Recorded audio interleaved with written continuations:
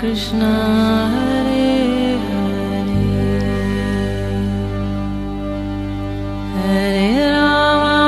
हरे राम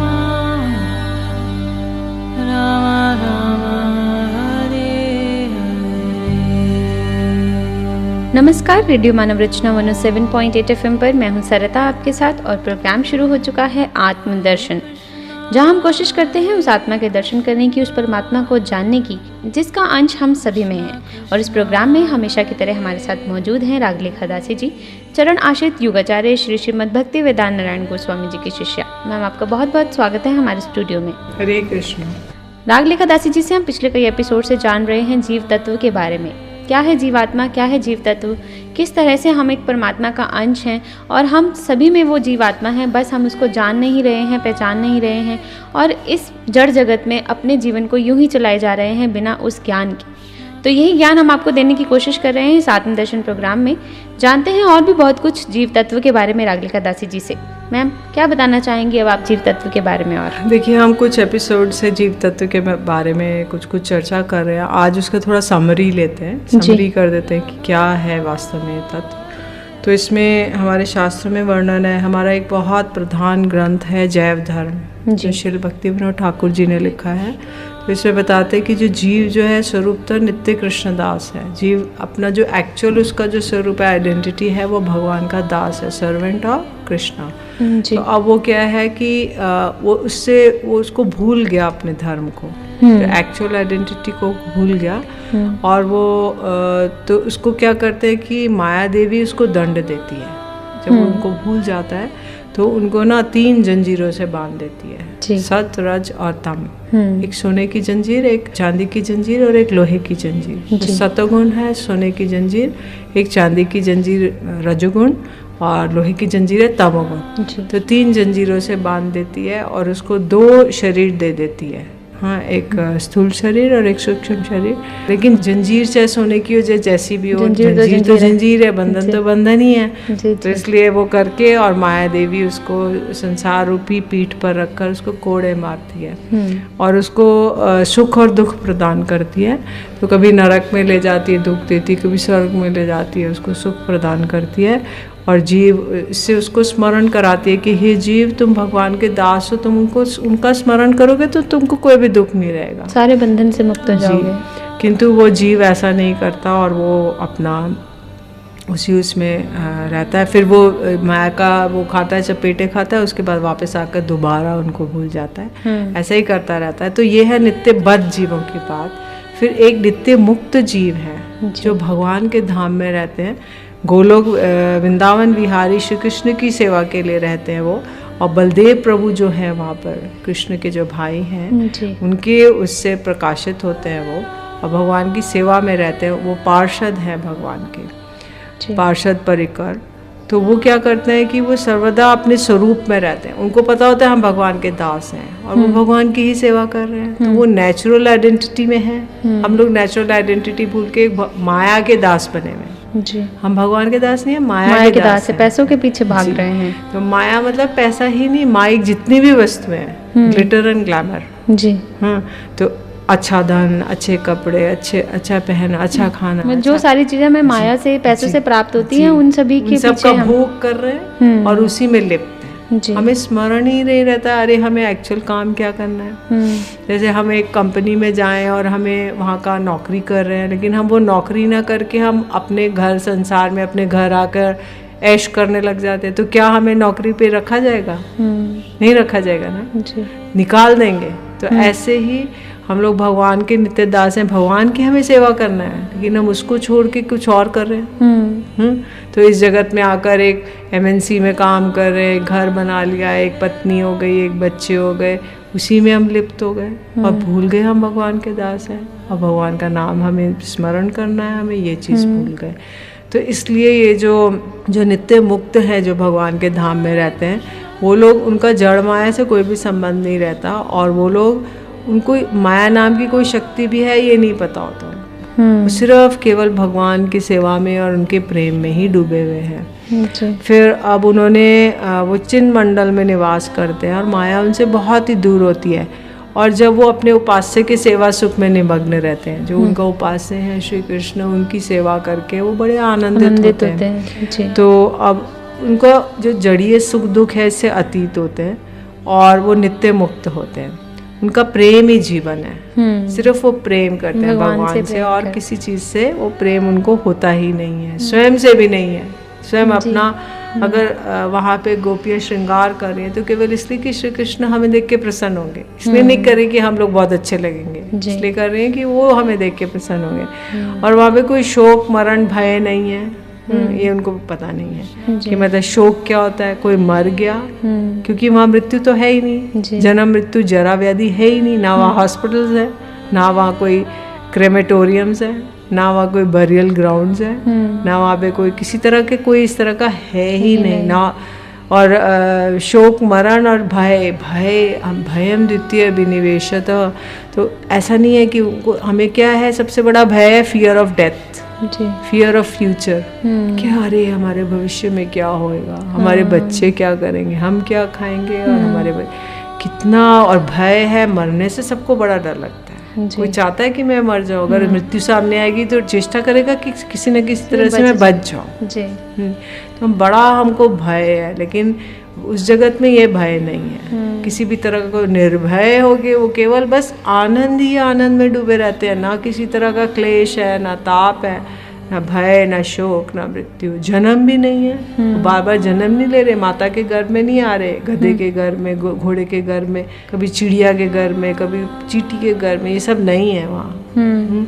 तो किसी तरह का कोई भी वो नहीं है, जन्म मृत्यु जरा व्याधि, ओल्ड एज नहीं है, ओल्ड होता ही नहीं वहाँ, ऑलवेज यूथ रहते हैं इटर्नली।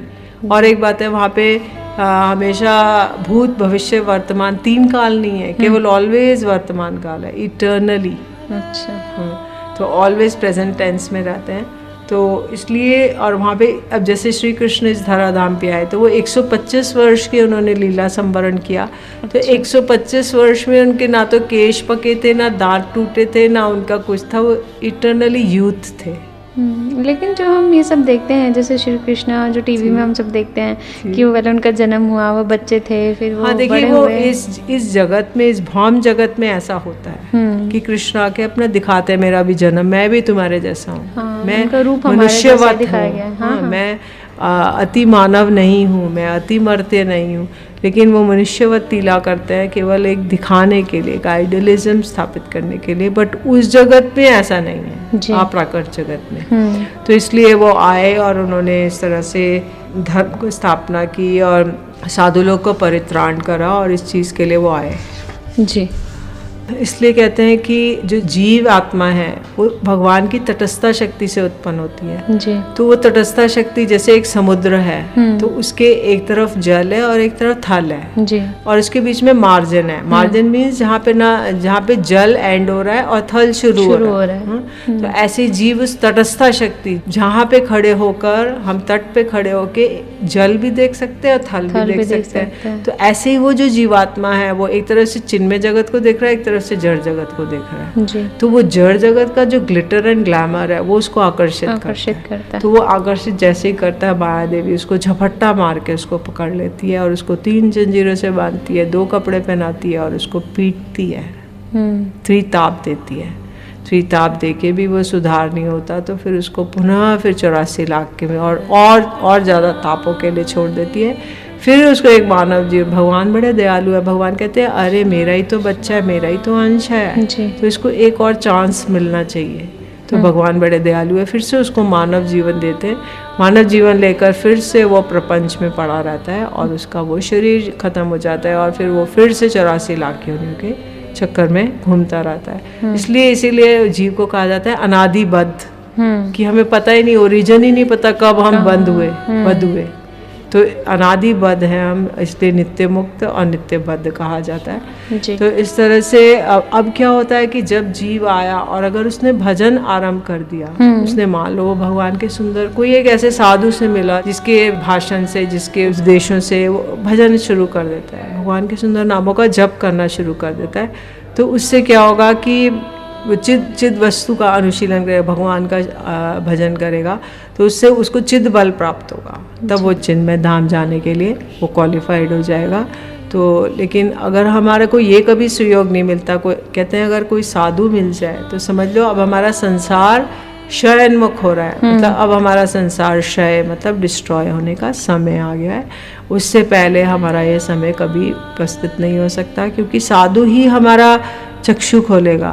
अरे जीव तुम क्या कर रहे हो, तुम इस जगत के नहीं हो, तुम भगवान के जगत के हो, तुम उनके दास हो, तुम उनके बच्चे हो, तुम उनके अंश हो। कोई बच्चा मेले में खो जाए तो माता पिता उसको ढूंढते रहते हैं ना। जब वो माता पिता से मिलता है तो वो कहते हैं अरे तू कहाँ चला गया था। तो ऐसे भगवान भी हमारे लिए प्रतीक्षा कर रहे हैं। तो वो देखते हैं कि हम माया जगत में घूम रहे हैं, भटक रहे हैं, मेले में खोए हुए हैं, कुछ कुछ कर रहे हैं, तो बड़ा उनको दुख लगता है, बड़ा कष्ट होता है। और फिर वो जब जीव उधर उनके पास जाता है, वो कुछ कुछ तरीके करते हैं जिससे कि जीव उनका स्मरण करे। वो गुरु बन के आते हैं, वो धाम में हमको भेजते हैं, धाम में हम किसी मंदिर की परिक्रमा करते हैं, कुछ कुछ सुकृति, कुछ अच्छे अच्छे कार्य कराएंगे जिससे हमारी सुकृति का अकाउंट बढ़ता जाए। संस्कार बनवाते हैं हमारे को, किसी साधु से मिलवाए, कुछ कुछ करेंगे अनायासी, जैसे अननोइंगली। जैसे प्रहलाद महाराज थे तो वो एक वेश्या से मिलना चाहते थे, तो वेश्या ने उनको फटकार दिया। तो एक नरसिंह चतुर्दशी की रात्रि को वो उस वेश्या से जब फटकार दिया तो वो जाके खंडर में जाकर बैठे रहे, सारी रात रोते रहे। इधर वेश्या भी जाकर एक खंडर में एक और स्थान पर जाकर वो भी सारी रात उसने जागी। तो चांस की बात है उस दिन नरसिंह चतुर्दशी था, तो वो दोनों ने निराहार रहे, उपवास हो गया और उन्होंने रात्रि जागरण किया। तो अगले जन्म में वही बने प्रहलाद महाराज, और वो जो महिला थी वो बनी उनकी माता क्यादु। अच्छा, तो ये है अननोइंग सुकृति, मतलब अज्ञात सुकृति, मतलब सुंदर कार्य। जैसे एक चूहा था, उसने दीपक एक बुझने वाला था, तो वो चूहा ऐसे छटपट ऐसे कुछ करके उसने तेल के अंदर घुस गया, उसकी वजह से दीपक की लौ जल गई, तो उसकी सुकृति हो गई, वो मनुष्य जीवन प्राप्त कर लिया। एक बूढ़ी माता जी थी, उन्होंने प्रतिदिन एक साधु उनके घर पे आता था, मैया राधे राधे। तो वो कहती थी, साधु को फटकार देती थी कि जाओ यहाँ से, मेरे पास कुछ नहीं है। तो एक दिन पोछा लगा रही थी, उसने अपना वो जो पोछे का रुई का कपड़ा था, वो रुई का पोथड़ा था, उसको देके साधु के ऊपर मारा। साधु उसको लेके चला गया, सब रुई को धो धा के उसने बत्ती बना के ठाकुर जी को अर्पण की। अगले दिन जब वो गया तो मैया राधे राधे, तो मैया ने कहा हाँ बाबा आओ, तुम प्रसाद पाओ।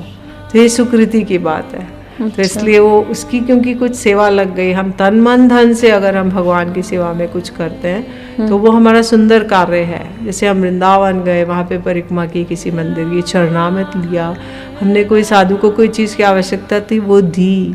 कोई जन्मन साधु होना चाहिए, कोई कलियुगी साधु नहीं होना चाहिए।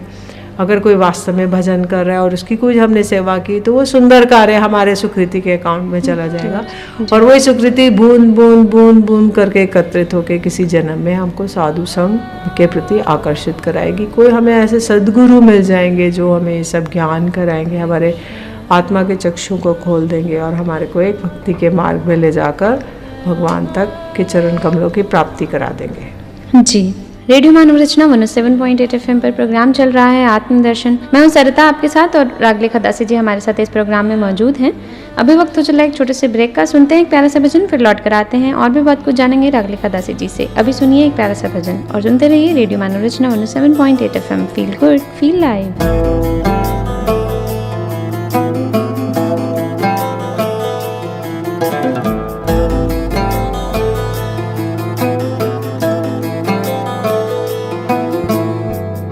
दरस तेरे की प्यास मन लागी, प्यास मन लागी।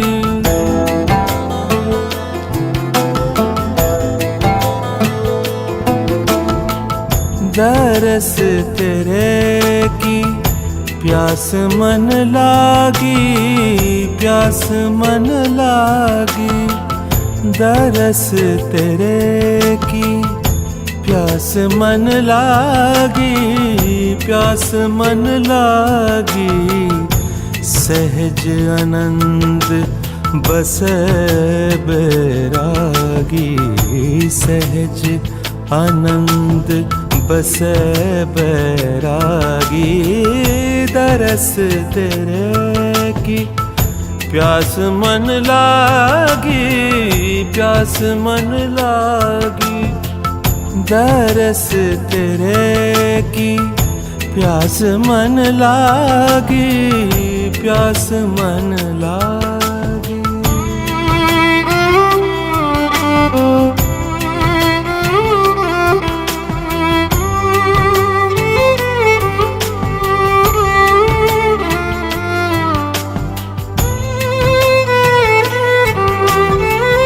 चरण कमल की आस प्यारे, जम कंकर नस गए विचारे।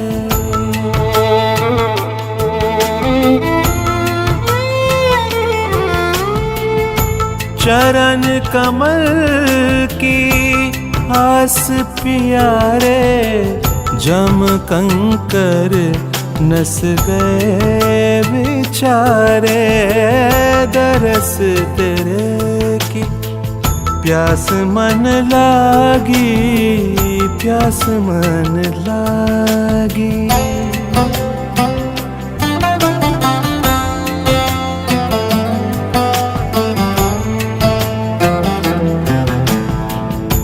तू चित आवै तेरी मैया, सिमरत नाम सगल रोग खैया।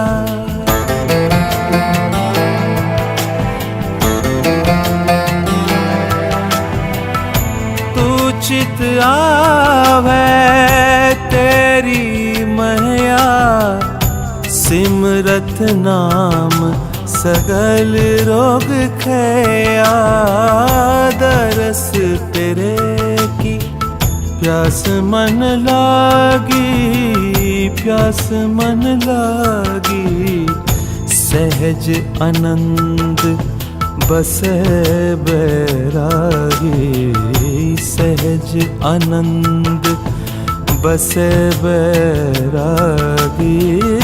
दरस तेरे की प्यास मन लागी, प्यास मन लागी।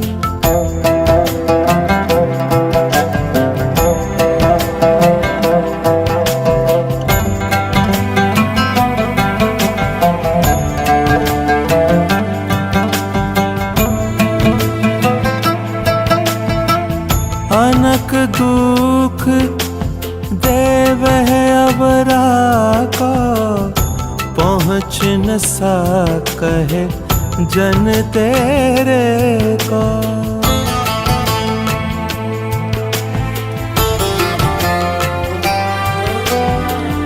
अनक दुख देवह अबरा को, पहुँच न सा कहे जन तेरे को। दरस तेरे की प्यास मन लागी, प्यास मन लागी।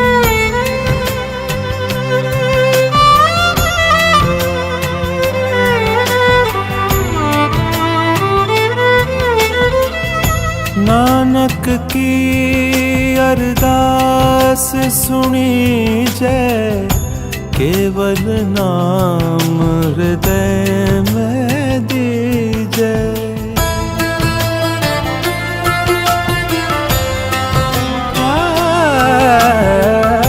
नानक की अरदास सुनी जय, केवल नाम हृदय में दीजे।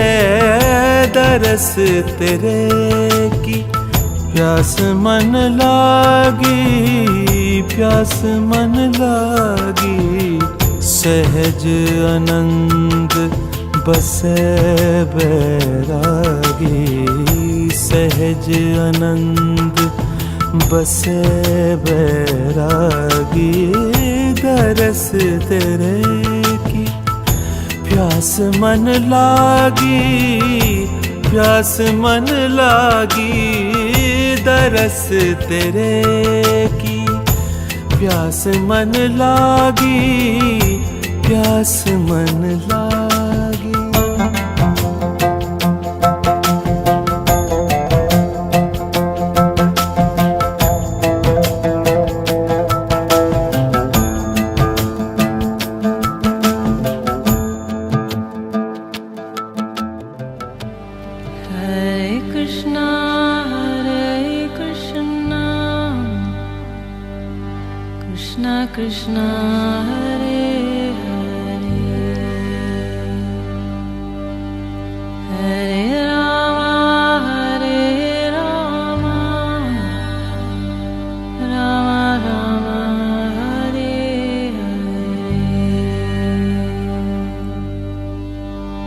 स्वागत है आप सभी का एक बार फिर रेडियो मानव रचना 107.8 FM पर। मैं हूं सरिता, आपके साथ प्रोग्राम चल रहा है आत्मदर्शन और जीवात्मा का दर्शन। आज हम कर रहे हैं इस आत्मदर्शन प्रोग्राम में जानने की कोशिश कर रहे हैं जीवात्मा को। रागलिका दासी जी, आपसे जानना चाहूँगी कि जिस तरह से भी आपने बताया कि जो हमारे कर्म हैं उनका बहुत बड़ा रोल होता है हमें इस जड़ जगत में, इस भौतिक संसार में। अपने कर्मों को अगर हम अच्छा रखते हैं तो हमें आगे के लिए हमारा सुकृति का मार्ग खुलता है, हमारे मार्ग खुलते हैं और हम अपने जीवन में अपने अच्छे कर्मों से बहुत कुछ प्राप्त कर सकते हैं। तो जिस तरह से हम साधु संतों की अगर भक्ति करते हैं, सत्संग करते हैं, अच्छे कर्म करते हैं, दूसरों की हेल्प करते हैं, तो ये सब हमारे अकाउंट में जुड़ता चला जाता है और कर्मों तक, मतलब जन्मों तक जी, कई जन्मों में इकट्ठा होता रहेगा जी। जैसे एक जन्म में एक अच्छा कार्य किया सुकृति की, वो एक ड्रॉप हो गया, फिर अगले जन्म में एक किया या मान लो 10 किए तो 10 और ड्रॉप हो गए। तो ऐसे धीरे धीरे कलेक्ट होता रहेगा। कुछ जन्मों के बाद वो बहुत सारा इकट्ठा हो जाएगा, तब हमें कोई एक अच्छे साधु संग मिलेगा, अच्छा साधु मिलेगा जो जेन्युइन होगा, सिंसियरली जो हमारी हेल्प करेगा, भगवान तक पहुंचाने में हमारी सहायता करेगा जी। क्योंकि ये भी माना जाता है कि हर इंसान जब किसी घर में जन्म लेता है तो कोई कभी अमीर परिवार में जन्म लेता है, कोई गरीब परिवार में, तो ये सब कोई आश्रम में जन्म लेता है जहाँ उसको साधुओं के बीच में रहता है, वहीं वो देखता है आरती हो रही है, वहीं वो सत्संग कीर्तन सुनता रहता है। तो जो आश्रम में ले रहा है मतलब उसकी पहले से कुछ सुकृति है। तो ये सब हमारे कर्मों का हिसाब जो है वो चलता रहता है। तो यहाँ पर जानना चाहूँगी कि कर्म और किस्मत दो अलग चीज़ें हैं। कोई मानता है कि हम अपने कर्मों से ही सब कुछ प्राप्त कर लेते हैं, कोई कहता है नहीं, हमारी किस्मत में ही लिखा होता है, तो उसी हिसाब से हम अपने कर्म करते हैं कि अगर मेरे को लिखा है कि मैं ये काम करूँगी तभी मेरे अंदर वो आएगा और मैं उसको करूँगी। लेकिन कोई मानता है कि नहीं, अगर मैं कर्म अच्छे करूँगा तभी मेरी अच्छी किस्मत मिलेगी। तो आपका क्या कहना है इस बारे में? देखिए, कर्म तो हमारा एक होता है प्रारब्ध कर्म। तो प्रारब्ध मतलब पूर्व जन्मों में हमने जो कर्म किया उसका फल मिलेगा जी। अगर हमने अच्छे कर्म किए तो उसके फलस्वरूप अच्छा ही हमारा ये वाला भी होगा। लेकिन इस जन्म में भी हम कुछ कर्म कर देंगे, फिर उसका फल अगले जन्मों में मिलेगा जी। तो इसलिए कर्म फल ये एक एक्शन एंड रिएक्शन का फेज चलता है जी। तो इसलिए कुछ हमारा प्रारब्ध है, जिसकी जैसे मान लीजिए एक आदमी की लॉटरी निकली तो उसको 1 करोड़ रुपया 2 करोड़ रुपया मिल गया। तो अब उसने तो इस जन्म में कोई मेहनत नहीं किया लेकिन उसको मिल गया क्योंकि उसके प्रारब्ध ऐसे हैं। उसने पूर्व जन्म में कुछ ऐसा किया था जो डिपॉजिटेड था, जो इस जन्म में उसका कैश होना था। जैसे मान लीजिए आपने FD कराई, तो FD अगर मैच्योर 10 साल बाद होनी है तो 10 साल बाद अब उसको कैश कर सकते हैं। तो उसकी FD उसने पूर्व जन्म में कराई, पर 1 जन्म के बाद कैश होनी थी या मान लीजिए 4 जन्म बाद होनी थी, तो उसको वो मिलेगा। लेकिन अगर मान लीजिए कोई पाप का पौधा लगाया, कोई पाप किया उसने, मान लीजिए किसी का मर्डर कर दिया या कुछ और पाप किया, उसका उसे फल मिलना है तो हो सकता है इस जन्म में मिले, हो सकता है अगले जन्म में मैच्योर हो। मैच्योरिटी जब होएगी तभी उसको उसका फल मिलेगा। तो इसलिए ये सब हमारा इस पर निर्भर करता है। कुछ हम जो फ्रेश करते हैं कर्म, उसका फल हमें हो सकता है इस जन्म में मिले, हो सकता है अगले जन्म में मिले, हो सकता है जब वो मैच्योर होगा, ये हम कह नहीं सकते। लॉ ऑफ कर्मा है, तो हमें नहीं पता कब क्या होगा, यह भगवान के निर्धारण, भगवान के हाथ में है। और इसका लेखा जोखा होता है, इसके पूरे रजिस्टर बनते हैं कि हमने क्या पाप किया, क्या पुण्य किया, उसका क्या फल होना चाहिए, क्या होना चाहिए। तो इस तरह से हमारा ये चलता रहता है, अकाउंटिंग चलती रहती है, डेबिट क्रेडिट बैलेंस शीट बनती रहती है और हम लोग इसको रियलाइज नहीं करते। हम लोग सोचते हैं हमें तो कोई नहीं देख रहा है। हाँ बिल्कुल, एक्चुअली माना जाता है कि कुछ बुरा कर्म कर रहे हैं तो अरे कौन देख रहा है। हाँ। और अच्छा करेंगे, अरे ये भी सबको जाके बताएंगे, हाँ, कहेंगे भगवान देखता है सब कुछ। और जब गलत कर्म करेंगे तो ये शब्द नहीं याद रहते। तो फिर ये हमारा ऐसी धारणा है, किंतु हमें और अच्छे अगर गहराई में उतरेंगे तो बहुत कुछ पता चलेगा। तो इससे अच्छा यही है कि भगवान का भजन करें। भगवान का भजन जो है उसका बहुत सीधा सरल उपाय श्री चैतन्य महाप्रभु ने बताया कली काल में, कि उसके लिए आपको कोई भी दंड बैठक उठक बैठक कुछ नहीं करना है, कुछ आपको तन मन धन कुछ भी नहीं लगाना है, केवल आपको भगवान के नामों का जप करना है।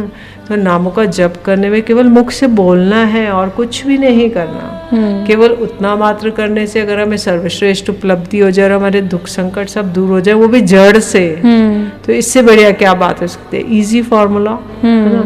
तो बोलते हैं क्या करना होगा भाई, हरे कृष्णा कृष्ण कृष्ण हरे हरे, हरे राम राम राम हरे हरे।